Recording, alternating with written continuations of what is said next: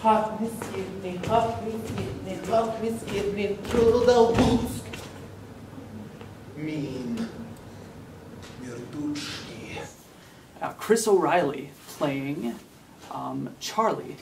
And I've had class with Chris before, and this is the first time working with him too.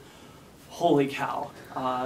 Definitely when it comes to when you want to, with characters, when you have two characters that are friends, since I didn't know the guy, right away, very approachable, like open-hearted, open-minded, great guy, and working with that, trying to create the friendship on stage, clicked right away. Me, Tyler, and Chris have this thing called trust fall, where just randomly we'll just start trust falling on each other with no warning, nothing, just go. And so one night, well, it happens quite often, where Tyler and I are behind the set, but through the windows you can still see side stage. And so one time, Tyler, we weren't even really paying attention if Chris was watching us or not, but he was on stage. And Tyler and I were just doing trust fall, and Chris completely lost it. And then he does the same thing. Tyler does the same thing to me all the time. So pretty much anytime I look out that window, someone is trying to make me laugh. And it's really funny, but it's also really mean. Chris O'Reilly. What do I say about Chris O'Reilly? He was meant for that role. He was so perfect to be playing Charlie. And again, as I said, like, you know, there are times where Owen's supposed to be so angry and so frustrated, but Chris gives this such a stupid, funny face at Owen that it's so hard not to laugh sometimes.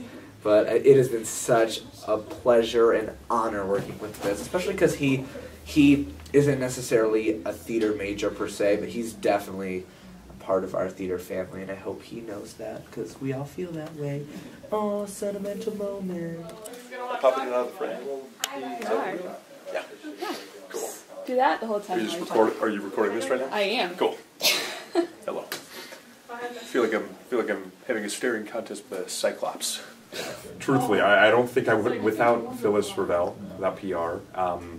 By chance, I took a playwriting class last semester as like an elective credit, and PR was a teacher, and she was kind of the one that was she was a catalyst for me to audition. I mean, I don't want to say forced, but she pretty much, she made it clear. You know, she's like, you need to audition. So, like I said, I did it, and she told me what to read for, and in preparation for it, I had to do, there's a monologue that I have in the play, and I had to memorize that, and I had to perform that in front of her, and it was kind of cool because I didn't only have to do it in English, so then I had to perform the monologue in a made-up language that I had to make up on my own. So I don't know if you've seen, you know, this is just kind of like Andy Kaufman, comedian from, you know, 70s and 80s. He had a character on the show Taxi, Latka. Thank you very much. Thank you very much. And that's kind of what I did. I did a lot of Latka, and I did, you have to pardon my voice is a little raw, but I also did Mork from Ork, right? You know, kind of I don't like to talk, I'm an alien, you know, I talk in eyeballs randomly, but I can speak English, which is weird because I'm from another planet, but I don't see how that correlates. So yeah, like I said, it was a really interesting auditioning process, and I was called back the day of and offered the part.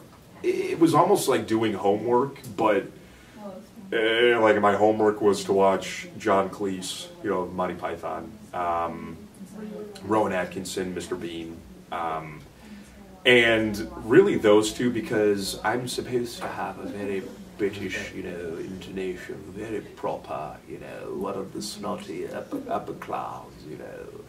Not that exaggerated, but, you know, it's the Rowan Atkinson character. You kind of talk like this all the time, you know, very, very proper, you know, you bow to him, he doesn't bow to you, you know.